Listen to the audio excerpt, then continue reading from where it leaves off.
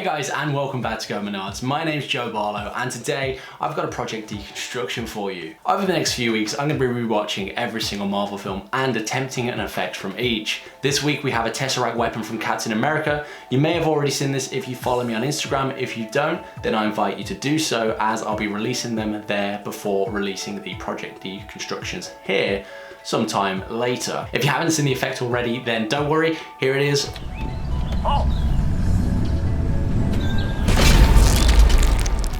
Right, so before we take a look at the project itself, let's take a look at the shot I was referencing. So it's this shot here from Captain America: The First Avenger, where they use the Tesseract weapon against the soldier for the first time, and absolutely disintegrates him. What we're going to have is a laser shooting this guy, and just is going to obliterate him into all these particles and dust and energy. So let's take a look at that, and we'll watch it back in 0.25 speed, just so we can see every single detail. And I'll be pausing as well. So there's the laser, it hits him and already absorbs all of this energy into his body. And I assume it's replaced this guy with a 3D model, and it's thrown him backwards using some sort of ragdoll physics. And it just turns him into dust and energy. Just quickly watch that through again. I'll try and pause it a bit quicker. Kind of difficult. There we go. So all that energy is hitting him. This is still the footage, I assume. And then they've replaced it with a clean plate. And it's just replaced him with this sort of explosion. So once more, just so we've got the shot. I won't pause this time. And it's with this reference that I went away and filmed what I needed to do to sort of replicate this. I did also take note of this final guy that gets shot against the door. It's sort of the camera lingers on this guy a bit longer, so you can sort of see afterwards. So here we go, shot, and then you get this electric energy sort of pattern afterwards. So that's what we're going to be working from. That's what I worked from to create the shot. And I went away and created this. So to start with, I of course shot my footage. I got myself a nice clean plate. I nearly forgot to there. I got myself a nice clean plate of the garden. Isn't it lovely? It was a very windy day, so we've got a lot of movement on those trees, which didn't matter too much because I was going to add some camera shake and a lot of light effects, so it would hide a lot of that when I cut between the footage and the clean plate. Once I've got that, I've got me walking into shot. I actually made sure I was on shot there, which I later replaced with like some audio saying like "hey" or "halt" or something like that to make it look like I was actually being sort of shouted at rather than me checking the shot. But I did the acting. You know, there it is. That's me being disintegrated. And then I walked off of shot. Now, of course, with that, I went ahead and sort of faded it out. So let's put my good guy layer on. And this is the first layer that we're going to be looking at. I faded myself out. So that's just getting back to that clean plate. You can see here and here, sort of those trees again, fading from one to the other. But it wasn't too bad. Like I said, we do hide that later on. And it's from here where all the interesting stuff happens. So let's start adding layers back and we'll see how we built this. Now the first thing I'm going to add back on is the bad guy, because I knew I wanted to be shot by someone on scene, kind of a similar composition to what we saw in that test footage. So what I've got here is literally me just acting out a second scene. And I've actually just moved it over slightly. I want it to be slightly left of the frame than what I shot it on. I've got myself a nice Nerf gun here. And this, I obviously just grabbed that colour and got rid of the colour because I didn't want it to be a Nerf gun. I just wanted some sort of space weapon. And I've also rotoscoped it so it fits to the side of the shot. I've also added some camera lens blur, sort of make it look like it fits in a bit better. And these light sweeps we'll come back to slightly later on, because that's for when I actually shoot the weapon itself. Now, what we've got, let's see, what should we add on next? We'll disintegrate me first. I'm just going to turn off my bad guy layer, just so he's out of the way. And I'm going to disintegrate myself. So we've obviously got myself fading out.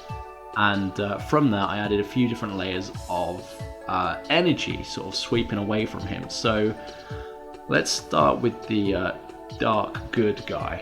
Now I rotoscoped me out of that shot, and the reason I did that is so I could get this silhouette And with that, I added, you know, sort of, I actually added the Cinder effect from the effects and presets over here. So Cinder gives you this sort of glittery, cindery, sparkly effect is all I'm going to be able to say to describe it. Here it is. Originally it comes on in this nice sort of orange, so it looks like fire cinders, but I've just used some adjustments there to make it blue, because a lot of the energy is blue, that we'll see from the reference shot. And with that, it animates out using that mask there. So if I just open up the mask, you can see all of these different settings that we've got going on. So that mask just bleeds me out from the middle, where I will later be shot from. So if we just play that through, you can see, there you go, disintegration. Now I've done this a few times with various different layers, so I've also got energy going on here. Now energy, if I just solo that rather than singling the audio out, energy is very similar. This one I've gone for more just turning me blue, warping me with a bit of turbulent displacement.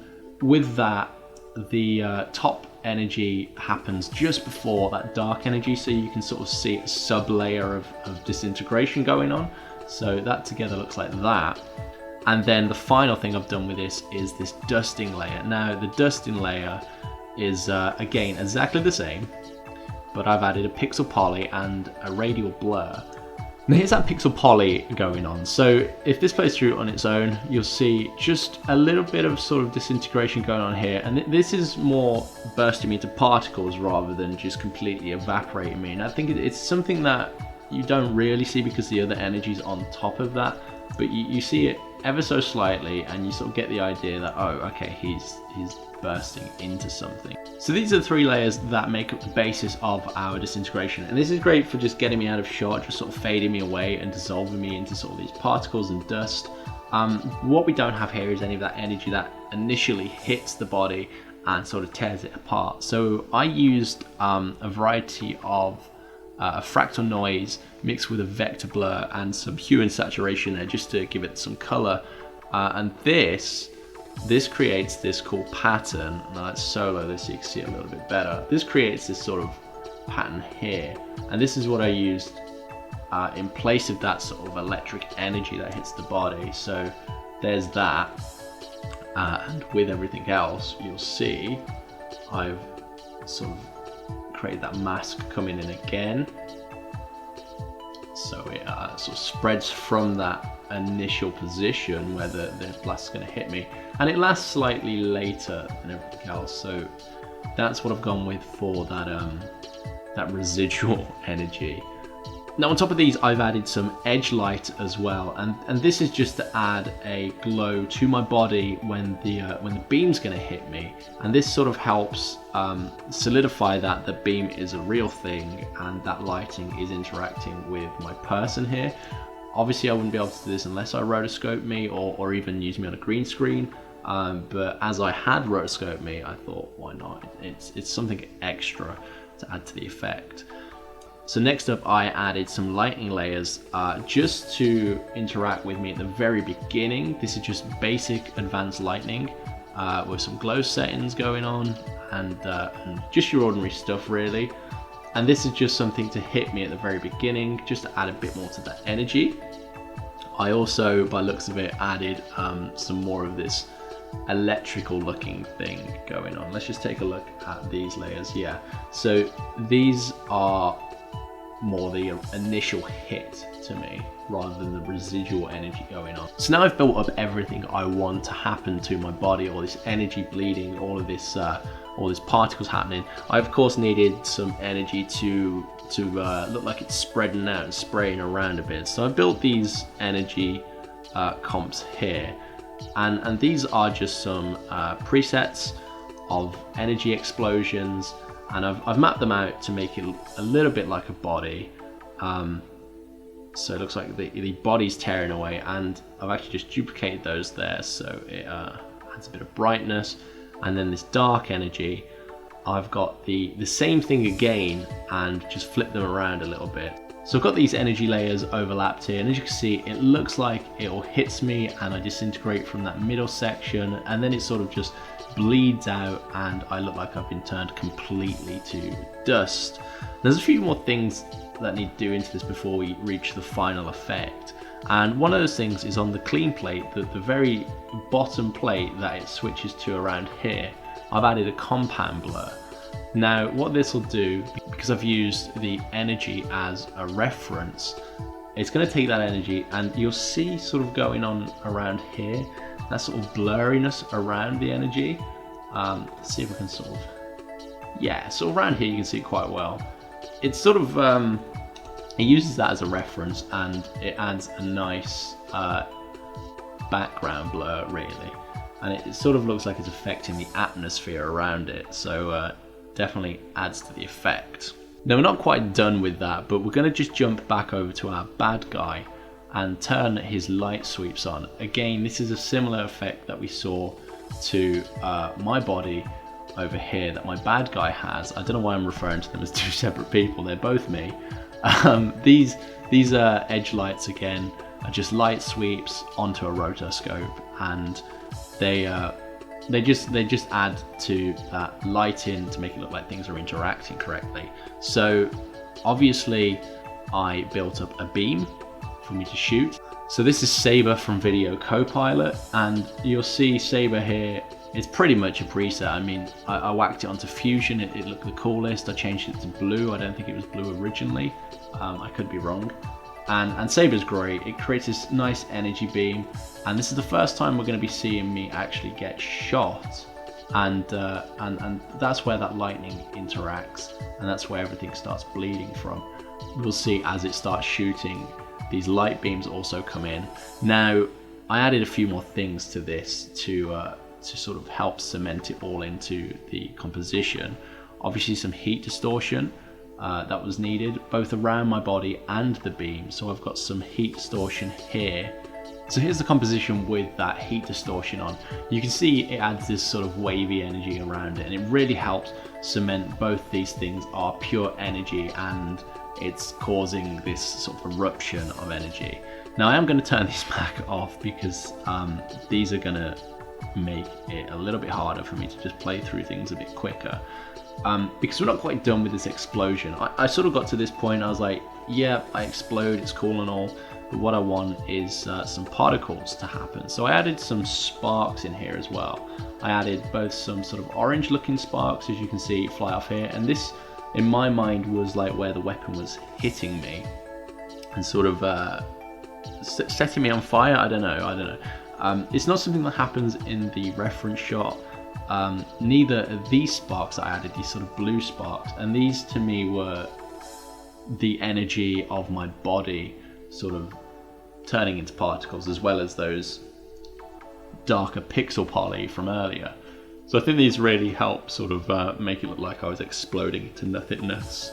So at this point we're quite close to that final composition. There's a few things that we're missing as far as lights go. I like to add a bunch of lens flares in. You know, if something light is happening, something bright is happening, you need to really blast that in. So I added a few flares here and there, some orbs as well. These come into play when the actual hit is hitting me. This intense energy is causing the orbs and lights to turn up. I also added a hot point. Let's take a look where that shows up here. This is sort of from the weapon itself, and I suppose these two sort of work in sequence with each other. And then of course the blast flare. Now this one is for when it hits my body. So all of that light is, you know, really going to explode me. Now that mixed with the heat distortions is everything on these layers. So at this point we are pretty much there. This is everything that I need for this effect. We've got the light going into me, some orbs showing up, that mass amount of energy hitting me, along with that heat distortion as I just explode into absolutely nothing. So though I was done with the effect, I wasn't quite done with the video. I went ahead and added some blurs to these edges a little bit, just to sort of bring the focus more back to here. I as well did some color correction as well, and of course added in those cinematic looking letterboxes there, as well as adding some camera shake and distortion. So when that hits me, we actually get some movement on the camera, and again, this helps bring all that energy, explosion looking, and help sell the effect. Oh.